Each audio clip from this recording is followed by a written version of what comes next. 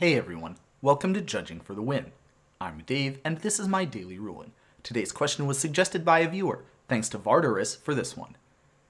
Amy uses Dreadhorde Arcanist to play a brute force from her graveyard targeting Feather. What happens? Okay, so the first thing that I want to point out about this question here is that Feather's ability wants to replace the brute force being put into Amy's graveyard with getting it exiled. It uses the word instead, so we know that this is a replacement effect. Let's also notice that the Dreadhorde Arcanist does the same exact thing. It has a replacement effect that also wants to replace putting brute force from the stack into the graveyard with exiling it. So because there are two different replacement effects that both want to apply to brute force, Amy, brute force's controller, is the person who gets to decide what order those replacement effects are going to apply in. Now, ordinarily, the savvy ordering in this one is going to be to apply Feather's ability first. The if you do in Feather's ability means if you exile it using Feather's ability.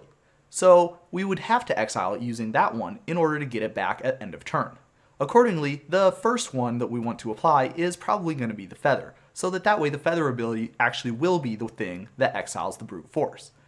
And if that is the case, then the brute force will go back to Amy's hand exactly how she wanted.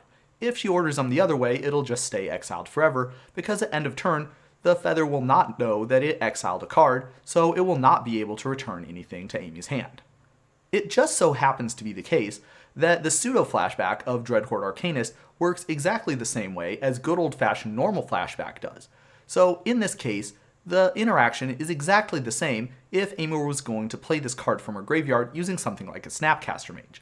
You have to be sure to check the comprehensive rules and read the cards very carefully, because this is not definitely going to be the case in general. It just so happens to work out that way here. Okay, so now that we've got that sorted out, I want to take a look at another situation that's pretty similar, but it has an interesting twist. Let's say that Amy is going to play Karn's Temporal Sundering while she controls a Feather. She's going to give herself an extra turn, and she's going to return a creature she controls to its owner's hand. What happens? Alright, so in this case, I want to point out first of all that both of the conditions for the Feather's triggered ability are indeed satisfied. This is an instant or sorcery spell, and it does target a creature that Amy controls. The fact that it doesn't necessarily have to target a creature that Amy controls, it could be any permanent or anything she wants, and the fact that it also has some other targets, in this case Amy herself, neither of those matter. According to the game rules, the Feather is only looking for those two specific things, and so, because of that, she is going to get that triggered ability to trigger. Now, what's going to happen afterwards is another story. You see, the ability from Feather, after it resolves, is going to set up that replacement effect we talked about earlier. And that replacement effect is going to look anytime we're going to try to put Karn's Temporal Sundering into the graveyard. Now, the way that spells resolving works is, first, you do all the instructions on the spell in order, and only after you've done that do you put it into your graveyard. Do you see the problem here? One of the instructions on Karn's Temporal Sundering is to exile it.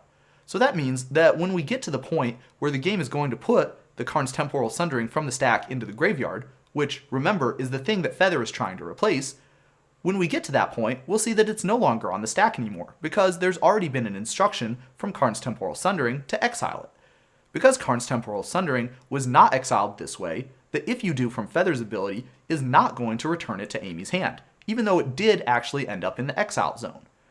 This is going to work exactly the same way for any other card whose instructions include something that tells you to move it from the stack to any other zone that isn't the graveyard.